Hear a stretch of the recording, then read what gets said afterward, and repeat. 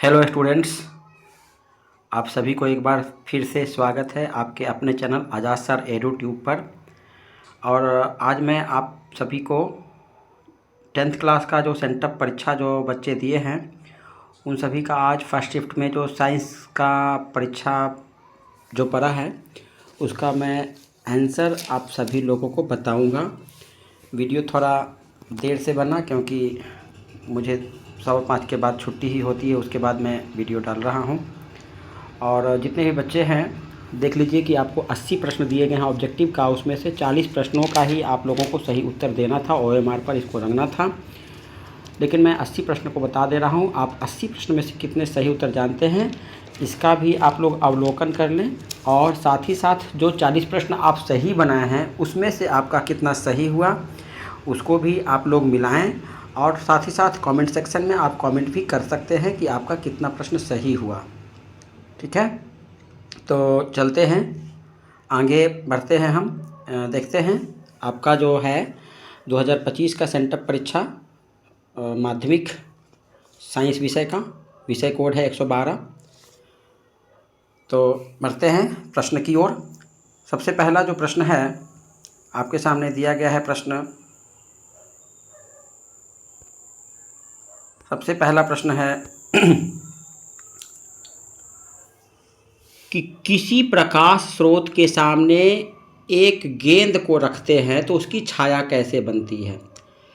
जब भी हम किसी वस्तु को किसी प्रकाश स्रोत के सामने रखेंगे तो वस्तु का जैसा आकृति होगा वैसा ही उसका प्रतिबिंब भी बनेगा।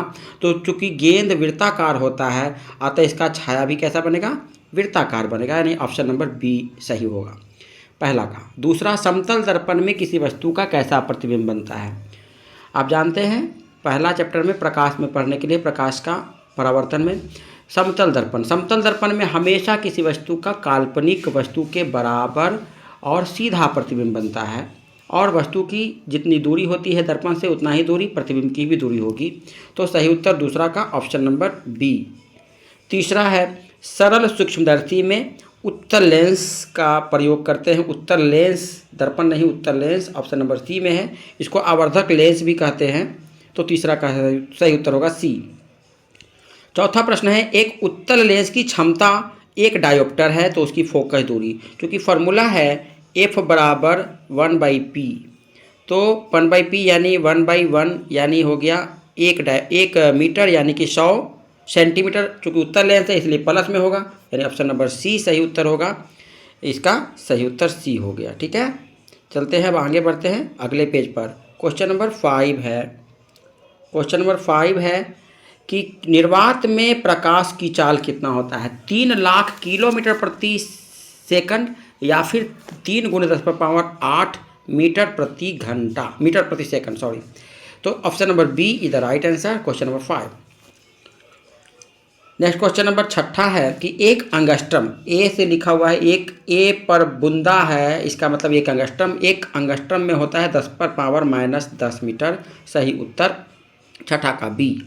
7वां है कि फोटोग्राफिक कैमरा में जो अभिदृश्यक होता है वो एक ही लेंस होता है फोटोग्राफिक में, जो आँख वस्तु की ओर होता है उसको अभिदृश्यक कहते हैं और वो होता है उत्तल लेंस, यानी ऑप्शन नंबर बी 7वां का सही उत्तर होगा।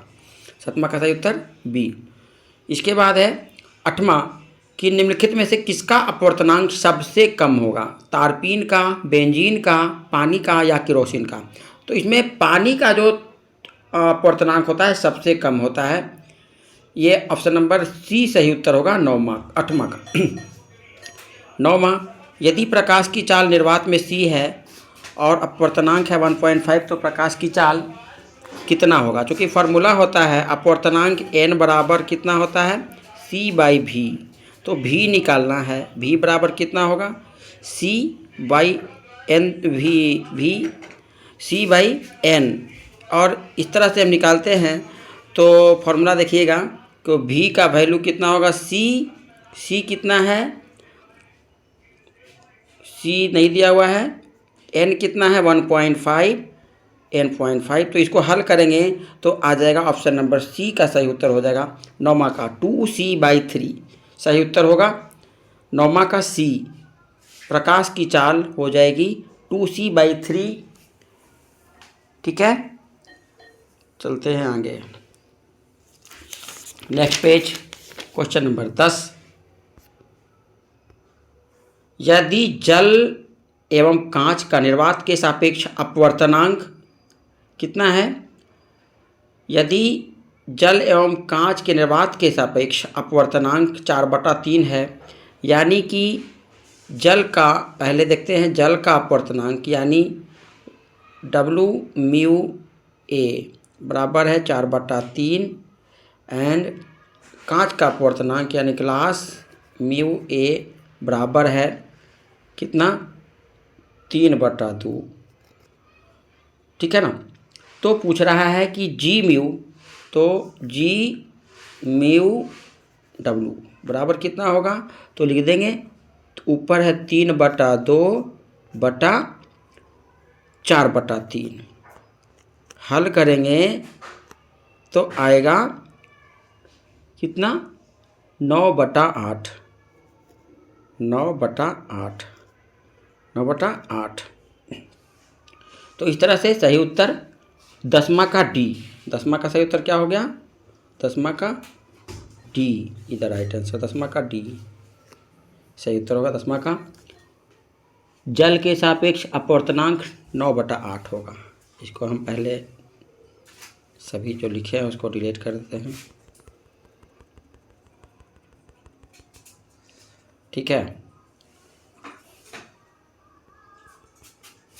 10वां का सही उत्तर D, option number D is the right answer of question number 10। Next question 11। निम्नलिखित में से कौन नेत्र का रंगीन भाग होता है? नेत्र के रंगीन भाग को आइरिस कहते हैं, जिसका हिंदी परितारिका, ऑप्शन नंबर बी सही उत्तर।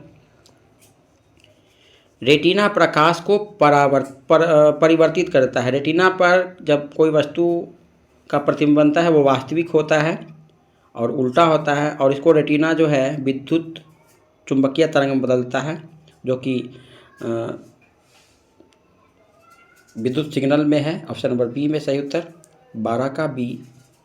13, ये क्वेश्चन जो था किताब से अलग हट करके, पेशियों के शिथिल होने पर अभिनेत्र की फोकस दूरी जो होती है लगभग 2.4 होता है, जो इसमें ऑप्शन नंबर में नहीं है, 2.5 होगा, ऑप्शन नंबर ए सही उत्तर।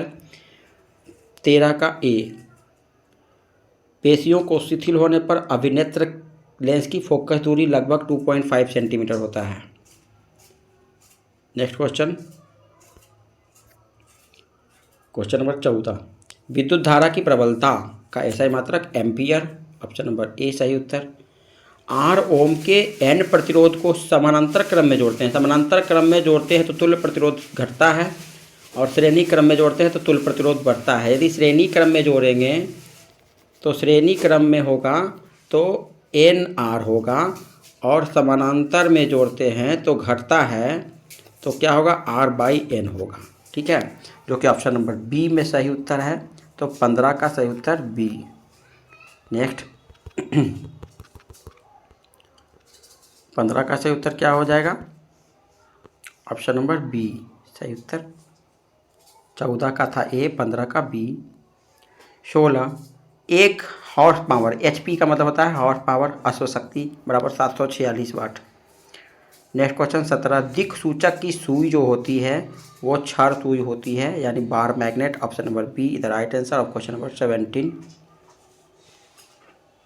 Next question number 18। घरेलू विद्युत परिपथ में धनात्मक तार का रंग जो होता है वो कैसा होता है? लाल रंग का होता है। घरेलू विद्युत परिपथ में 3 रंग की तार होती है, 3 तार होती हैं। जीवित तार या गर्म तार, जिसको कि धनात्मक तार कहते हैं, लाल रंग का, और ठंडा तार जो होता है या ऋणात्मक तार वो होता है काला रंग का, और अर्थ तार जो होता है या उदासीन वो होता है हरा रंग का। ऑप्शन नंबर डी जो है वो सही उत्तर है। गर्म तार या धनात्मक तार लाल रंग का होता है। नेक्स्ट, चुंबकीय क्षेत्र रेखाएं क्या होती हैं? चुंबकीय क्षेत्र रेखाएं जो होती है बंद वक्र के रूप में होती है, जो कि ऑप्शन नंबर ए में है सही उत्तर, 19 का ए। 20, निम्नलिखित में से कौन सा AC मोटर की कुंडली के दोनों सिरों पर होती है? कुंडली के दोनों सिरों पर जो है यदि खंडित वलय जोड़ते हैं, अर्धखंडित वलय, तो उससे डिस्ट करंट उत्पन्न होता है। परंतु यदि AC लिखा हुआ है अल्टरनेटिव करंट के लिए पूर्ण वलय रहेगा, तो ऑप्शन नंबर ए सही उत्तर होगा। 20वां का सही उत्तर ए। एसी है तो पूर्ण वलय, डीसी रहता तो अर्धखंडित वलय। तो यहाँ एसी पूछ रहा है, इसलिए ये पूर्ण वलय होगा। नेक्स्ट क्वेश्चन नंबर 21, चुंबक के भीतर चुंबकीय क्षेत्र रेखाओं की दिशा कैसी होती है? चुंबक यदि ऐसा दे दिया जाए, ये साउथ पोल और ये एन पोल, तो बाहर से जो है ये इस तरह से चुंबकीय बल रेखा की होता है, ये दिशा इस तरह से ये दिशा हम बता रहे हैं। लेकिन चुंबक के अंदर फिर ये साउथ पोल से नॉर्थ पोल की ओर होगा। तो इस तरह से इसमें क्या क्वेश्चन है कि चुंबक के भीतर चुंबकीय क्षेत्र रेखाओं की दिशा क्या होगी? तो दक्षिण ध्रुव से उत्तर ध्रुव की ओर, जो कि ऑप्शन नंबर दक्षिण ध्रुव से उत्तर ध्रुव की ओर, यानी option number A is the right answer of question number 21। Next question number 22, चुंबकीय क्षेत्र रेखाएं क्या होती है? कभी एक दूसरे को प्रतिच्छेद नहीं करती है। चुंबकीय क्षेत्र रेखाएं कभी एक दूसरे को प्रतिच्छेद नहीं करेगा, option number A is the right answer question number 22 का। नेक्स्ट, सीएनजी का पूरा नाम होता है कॉम्प्रेसेड नेचुरल गैस। कॉम्प्रेसेड नेचुरल गैस, जो कि ऑप्शन नंबर सी में है, तो 23 का सी सही उत्तर। लाल रंग से अधिक तरंग दैर्घ्य वाली किरणों को हम अवरक्त किरण कहते हैं, और पराबैंगनी रंग से जो कम होता है उसको पराबैंगनी किरण कहते हैं। लाल रंग का जो तरंग दैर्घ्य होता है 7500 एंगस्ट्रॉम, और इससे अधिक जो तरंग दैर्घ्य वाली किरणें होती है, यानी 7500 एंगस्ट्रॉम से अधिक, उसको हम कहेंगे अवरक्त किरण। इसी प्रकार बैगनी रंग का तरंग दैर्घ्य लगभग 4000 एंगस्ट्रॉम होता है, और इससे कम जो है तरंग दैर्घ्य वाली किरणें, उसको पराबैंगनी किरण कहते हैं। तो सही उत्तर 24 का सही उत्तर हो जाएगा बी। 25 का, निम्नलिखित में से कौन सा ऊर्जा स्रोत सौर ऊर्जा का व्युत्पन्न नहीं है? यहाँ पर देख लीजिए, पवन ऊर्जा जो है सौर ऊर्जा का व्युत्पन्न है ही, पवन ऊर्जा भी सौर ऊर्जा पर निर्भर करता है, और जैव मात्रा भी है।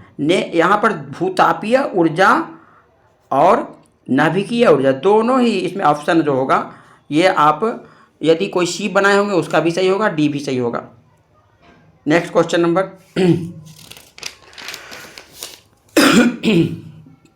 26, ग्रीन हाउस गैसों के लिए सबसे ज़्यादा उत्सर्जन होता है। सबसे ज़्यादा उत्सर्जन ऐसे होता है बायोगैस से, जीवाश्म ईंधन से, सीएनजी से। तो ग्रीन हाउसों का सबसे ज़्यादा उत्सर्जन जो होता है यहाँ पर जीवाश्म ईंधन से ही होता है। जीवाश्म ईंधन से सबसे ज़्यादा कार्बन डाइऑक्साइड, क्योंकि ग्रीन हाउस के लिए सबसे ज़्यादा कारक जो है मेन है CO2 कारक है। तो CO2 उत्पन्न करने वाले मुख्यतः जो गैस है जीवाश्म ईंधन, ऑप्शन नंबर सी सही उत्तर होगा। सोलर सेल बना होता है, इसमें सिलिकॉन की पैनल होते हैं, तो सोलर सेल बना होता है सिलिकॉन का। सही उत्तर 27 का सी।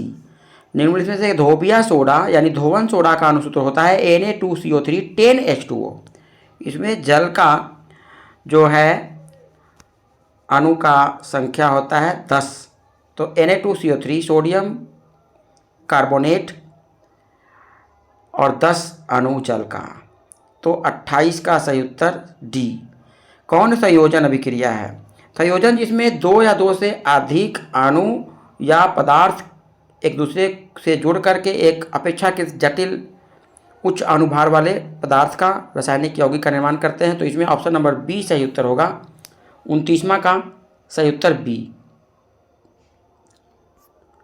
नेक्स्ट क्वेश्चन 30, कौन ऑक्सीकरण की क्रिया नहीं है? इसमें श्वसन ऑक्सीकरण है, दहन भी है और अवक्षेपण भी है।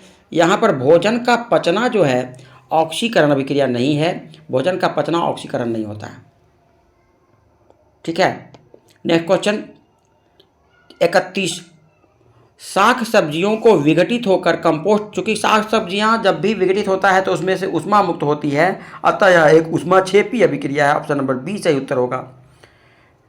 ठीक है, ऑप्शन नंबर बी सही उत्तर होगा। 32वां, वसायुक्त खाद्य